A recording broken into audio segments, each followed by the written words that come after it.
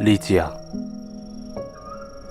리지아를 언제, 어떻게, 혹은 정확히 어디서 처음 만났는지 아무리 기억을 더듬어 봐도 생각이 나지 않는다. 그녀를 만난 후로 세월이 꽤 흐르기도 했고 또 힘든 일을 너무 많이 겪은 탓에 기억이 희미해지기도 했다. 혹은 지금 이 시점에서 그런 세부 사항을 기억할 수 없는 이유가 실은 내 연인이었던 그녀의 성격 때문인지도 모른다. 보기 드문 그녀의 학식과 남다르면서도 단정한 미모, 낮고 음악적인 언어로 자릿하게 사람의 마음을 사로잡는 웅변이 나도 모르는 새에 서서히 내 가슴 속으로 파고들어왔기 때문에 언제 어디서 그녀를 만났는지 알 수 없게 된 것인지도 모른다. 내가 처음 그리고 가장 자주 그녀를 만난 곳이 라인 강가에 자리 잡은 몰락해가는 고색 창연한 대도시였던 것 같기는 하다. 그녀의 가족에 대해선 그녀가 유서 깊은 가문 출신이라는 사실에는 의심의 여지가 없다. 리지아. 내가 하는 연구의 성격상 무엇보다도 바깥 세상에 무관심해지는 데다 나 역시 그 연구에 푹 파묻혀 지내는 탓에 나는 더 이상 이 세상 사람이 아닌 그녀의 모습을 오로지 그 달콤한 단어 리지아라는 단어를 통해서만 내 눈앞에 떠올릴 수 있다. 그리고 내가 이 글을 쓰는 지금에서야 나는 내가 친구이자 약혼자였으며 연구의 동반자 그리고 마침내 가슴속의 아내가 되었던 그녀의 성조차 전혀 모르고 있다는 사실이 떠올랐다. 그건 내 리지아가 장난삼아 내게 맡긴 과제였을까? 아니면 내가 그녀의 집안에 대해 알아보지 않는다는 사실로 내 애정의 강도를 측정해보려던 것이었을까? 혹은 그녀보다는 나 자신의 변덕스러운 장난, 그러니까 가장 열정적인 사랑의 재단에 바친 너무나도 낭만적인 나의 봉헌물이었을까? 그런 사실마저도 오직 희미하게만 기억날 뿐이다. 그런 사실의 원인이나 관련된 상황을 모두 잊었다는 사실이 얼마나 놀라운지. 그리고 실로 사람들이 흔히 말하듯 만일 로맨스라는 이름으로 불리는 그 정신, 즉 우상숭배의 나라인 이집트의 여신인 에시토펫, 가냘픈 날개에 창백한 얼굴을 한 그녀가 불길한 결혼을 주재하는 게 사실이라면 우리의 결혼을 주제로 한 이도 바로 그 여신이었음에 추호도 의심의 여지가 없었다. 하지만 그녀에 관한 한 가지 소중한 사실에 대해서는 기억이 나를 배반하지 않았다. 그것은 바로 리지아의 생김새에 대한 것이다. 그녀는 키가 컸고 다소 호리호리했는데 죽음을 앞두고서는 더욱 수척해졌다. 그녀의 거동에 깃든 위엄이나 침착한 여유, 그녀가 내딛던 발걸음에 불가해한 경쾌함을 묘사하려고 시도해봤자 소용없는 노릇이다. 주변을 오갈 때 그녀는 마치 그림자 같았다. 그녀가 내 어깨에 그 대리석 같은 손을 올려놓으면서 음악처럼 달콤하고도 낮은 목소리로 속삭일 때에야 나는 그녀가 내 서재에 들어왔다는 것을 깨닫곤 했다.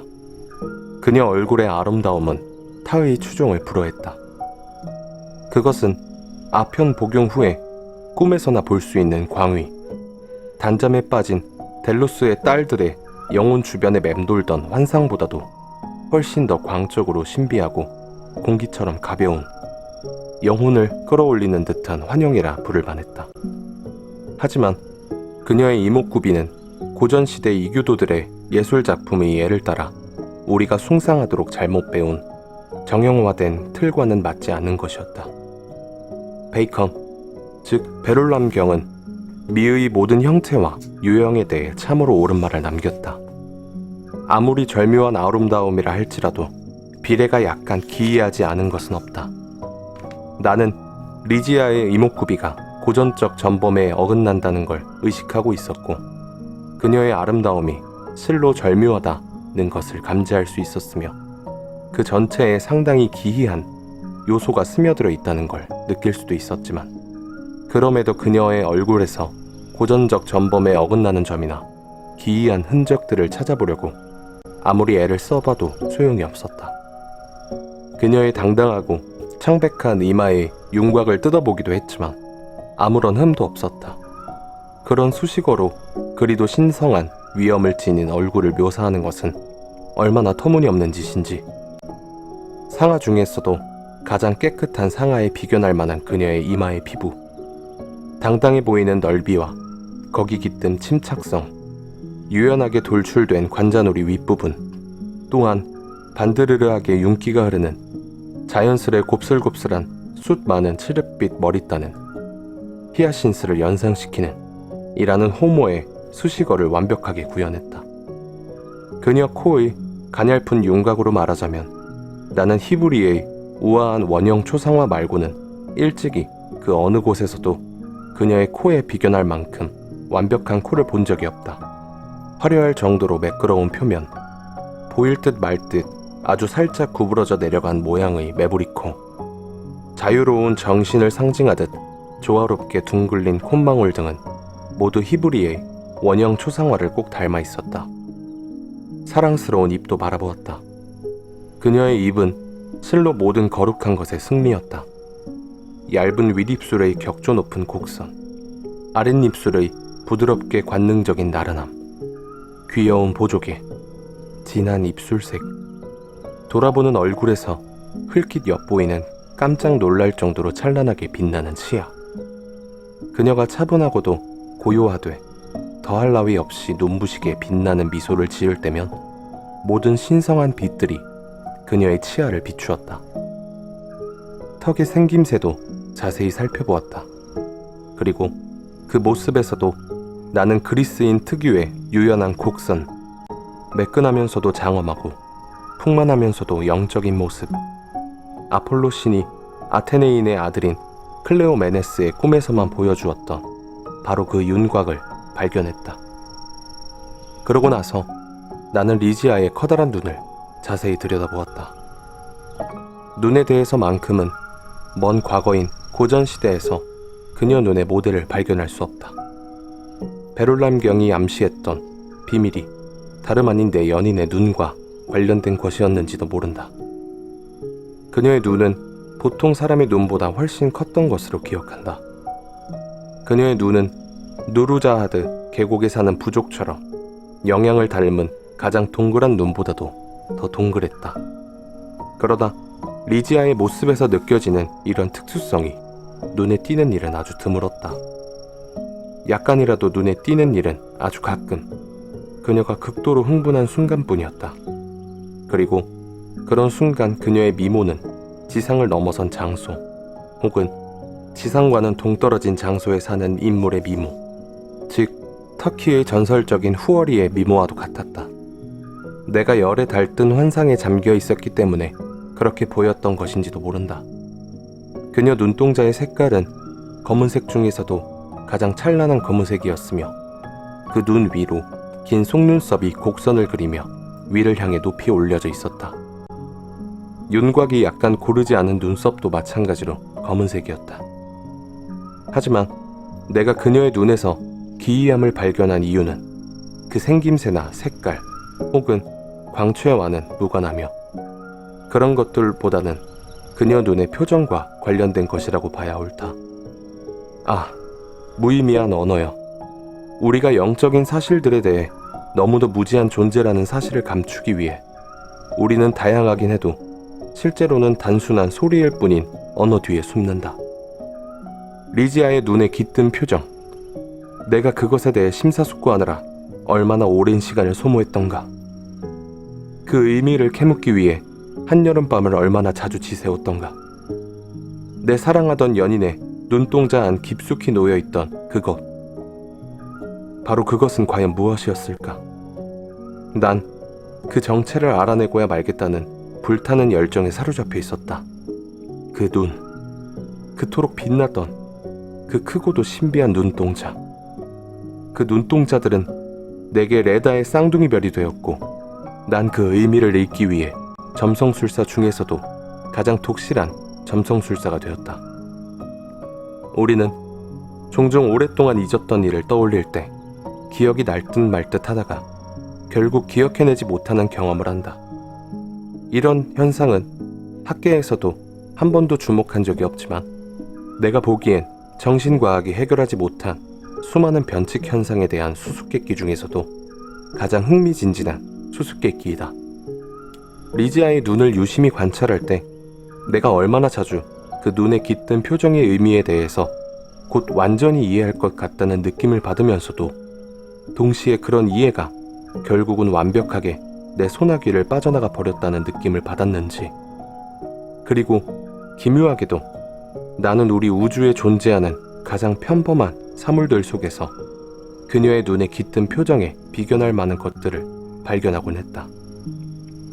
리지아의 아름다움이 내 마음속으로 들어와 그곳이 성소라도 되는 양 머무르던 시기 이후 나는 그녀의 크고 빛나는 눈동자가 언제나 내 마음속에 일으켰던 바로 그 감정과 꽃 같은 감정을 물질 세계의 많은 존재에서도 느꼈다. 하지만 그렇다고 해서 그 느낌을 정의하거나 분석하는 것이 더 쉬워지지는 않았다. 그리고 그것을 지속적으로 느끼는 것이 더 쉬워지지도 않았다. 반복적으로 말하지만 나는 포도 넝쿨이 훌쩍 자란 것을 볼 때 나방이나 나비, 번데기나 흐르는 물줄기를 고요히 관찰할 때 더러 동일한 감정을 느꼈다. 또한 같은 감정을 태양과 사라지는 유성에서도 느낄 수 있었다. 남달리 더 늙은 노인의 눈빛에서도 느껴졌다. 하늘의 별을 하나 둘 망원경으로 자세히 관찰하다가 문득 똑같은 느낌이 든 적도 있다. 현악기에서 울려나오는 특정한 소리를 들을 때나 어떤 책의 구절을 읽을 때도 자주 같은 감정으로 충만했다. 수없이 많은 다른 예 중에서도 나는 조지프 글렌빌의 저서 중 한 부분, 내게 어김없이 똑같은 감정을 불러일으키던 한 부분을 잘 기억하고 있다. 그리고 죽음을 거부하는 의지가 그곳에 있다. 의지와 그것이 지닌 활력의 신비를 아는가? 신이란 집중된 의도로 모든 존재에 스며드는 거대한 의지에 지나지 않는다. 인간이 연약한 의지라는 단점만 지니지 않았더라면 천사에게도 죽음에게도 완전히 굴복하지 않았을 것이다. 세월이 흐르면서 내 성찰도 깊어졌고, 따라서 나는 외국인 윤리학자가 쓴 위의 구절과 리지아의 성격의 어떤 부분이 실제로 어느 정도 관련이 있다는 사실을 깨달았다. 그녀의 생각이나 행동 혹은 말이 지녔던 강렬성이 그 거대한 의지의 결과거나 적어도 그것의 지표였을 가능성이 크다고 생각한다. 비록 그녀와 내가 알고 지낸 오랜 세월 동안 그 거대한 의지의 존재를 증명하는 더 직접적인 증거를 목격하지는 못했지만, 리지아, 겉보기엔 침착하고 항상 차분해 보였던 그녀야말로 내가 알고 지낸 모든 여성 중에서 가혹한 열정이라는 격렬한 독수리 떼의 가장 끔찍한 희생물이었다. 그리고 그 열정의 크기에 대해 나는 짐작조차 할 수 없었을 것이다. 만일 그녀의 눈이 그토록 기적적으로 커져 내게 그리도 큰 기쁨과 전율을 주지 않았더라면 말이다. 그녀의 아주 낮은 목소리가 거의 마술적인 선율과 억양, 뚜렷함과 차분함을 띠지 않았더라면 말이다. 그리고 그녀가 늘상 입에 올렸던 거친 단어들에 담긴 격렬한 에너지, 그 사나운 에너지가 아니었더라면 말이다. 앞서 리지아의 학식에 대해 언급했다. 그녀의 지식은 참으로 방대했다. 나는 그 같은 학식의 폭을 일찍이 어떤 여성에게서도 보지 못했다. 그녀는 고전어에 능통했고, 내가 아는 한 그녀가 구사하는 유럽의 현대 방언에서 아무런 흠도 발견하지 못했다. 학계가 자랑하는 지식 중에서도 가장 난해한 것이라는 이유만으로 크나큰 존경의 대상이 되는 주제들 중 그 어느 것에 대해서도 리지아가 틀린 적이, 내가 그걸 목격한 적이 단 한 번이라도 있었던가? 아내의 바로 그런 성격적인 특징에 내가 이렇게 뒤늦게서야 주목하게 됐다는 사실이 얼마나 신기하고 또 얼마나 흥미진진한지. 앞서 나는 그녀의 학식이 일찍이 어떤 여성에게도 본 적이 없을 정도로 깊고 방대한 것이라고 말했다. 과연 현세에서 도덕적, 물리적, 그리고 산술적 과학의 모든 방대한 분야를 리지아처럼 완벽히 통달한 남성을 찾을 수 있을까? 나는 그녀 생전에는 지금 내가 명백하게 지각하는 이 사실, 즉 리지아의 학식이 놀라울 정도로 거대하다는 사실을 알지 못했다. 하지만 그녀의 지력이 무한하게 우월하다는 사실은 충분히 의식하고 있었다. 그래서 우리 결혼 생활의 초기 몇 해 동안 나는 내 마음을 사로잡고 바쁘게 만들었던 형이상학적 탐구에 무질서한 세계를 통과하기 위해 어린애가 전적으로 어른을 믿고 자신을 내맡기듯 그녀의 인도에 전적으로 매달렸다. 이전에 거의 주목된 바 없으며 널리 알려지지도 않은 연구를 하고 있는 내 머리 위로 그녀가 고개를 숙일 때 내가 얼마나 의기양양해지고 생생한 기쁨에 사로잡혀서, 그리고 얼마나 영묘한 희망에 차서 내 앞에 서서히 펼쳐지던 그 달콤한 전경을 체감했던지. 그 길고 찬란한 미지의 길을 따라가다 보면 마침내 너무나 신성하고 고귀해서 인간의 접근을 금지할 수밖에 없는 최후의 목적지인 지혜에 다가가게 될 것 같았기 때문이다. 그러니 내가 당연한 것으로 기대했던 그 결과들이 수년 후 갑자기 몸에 날개를 달고 달아나 버리는 것을 목격했을 때 내가 느꼈던 애달픔이 얼마나 사무친 것이었던지. 리지아가 없는 나는 캄캄한 밤 암중모색을 하는 어린아이에 지나지 않았다. 그녀가 거기 있기만 해도, 그녀가 그냥 읽어주기만 해도 당시 우리의 관심을 사로잡았던 초절주의 많은 신비들이 저절로 명백해졌다. 그러다 하루아침에 그녀의 눈이 바라는 눈부신 빛을 받고자 금빛으로 반짝거리던 글자들은 토성의 납보다도 더 불투명한 색으로 변해버렸다. 이어 내가 골똘히 들여다보던 책장을 그녀가 바라보는 일이 점점 줄어들었다. 리지아의 건강이 나빠졌다. 그녀의 열정적인 눈은 너무나도 휘황한 광채로 타올랐다. 창백한 손가락은 무덤과도 같은 투명한 낯빛을 띠게 되었고, 높은 이마의 푸른 정맥은 그녀의 감정 중에서도 가장 온화한 감정이 밀려오고 밀려갈 때조차도 충동적으로 부풀어 올랐다가 가라앉았다. 나는 그녀가 죽음의 직면에 있다는 사실을 알아채고 내 온 정신력을 발휘해 냉혹한 천사 아즈라엘과의 필사적인 싸움에 돌입했다. 놀라운 사실은 열정적인 아내의 투쟁은 나의 투쟁보다도 훨씬 더 강력했다는 것이다. 나는 아내의 냉정한 성격으로 미루어 그녀에게 죽음이 찾아오더라도 그녀가 공포로 그것을 맞이하지는 않으리라고 믿었다. 하지만 실제는 달랐다. 그녀가 어두운 그림자와 싸울 때 보인 저항이 얼마나 격렬했는지 말로는 제대로 형용할 길이 없다. 그 가련한 장면을 볼 때 내게선 저절로 극심한 고통의 신음소리가 흘러나왔다. 내가 그녀를 위로하거나 그녀의 이성에 호소하려고 시도할 수도 없었다. 하지만 오로지 살만을 향한 그녀의 거칠고 강렬한 욕망에 비해 위로나 이성 따위는 터무니없이 어리석은 것이었다.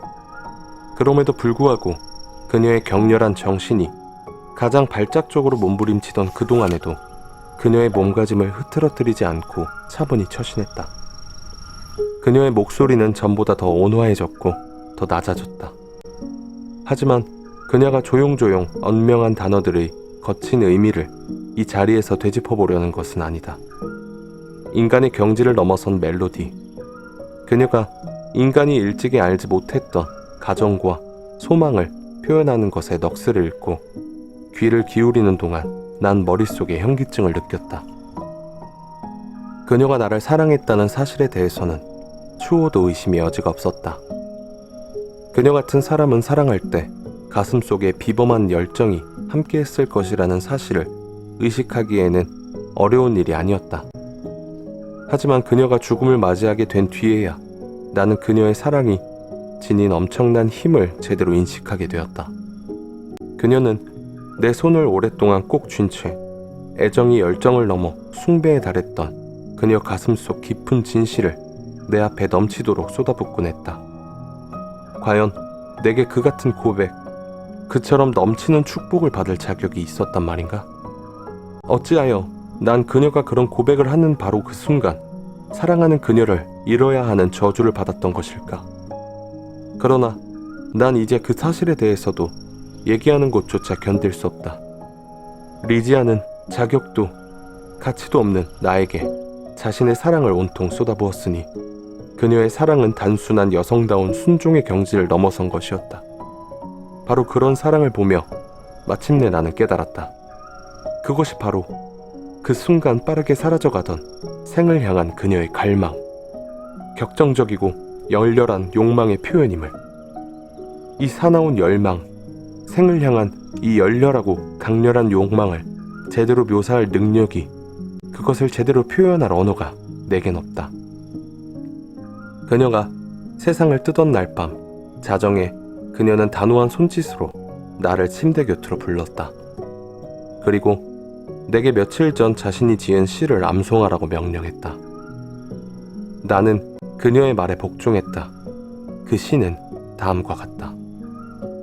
보라, 지금은 잔치의 밤, 외로운 마지막 개의 하룻밤.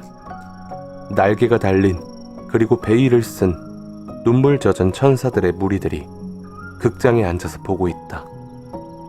희망과 공포의 연극을. 오케스트라가 이따금 창궁의 음악을 불어내는 동안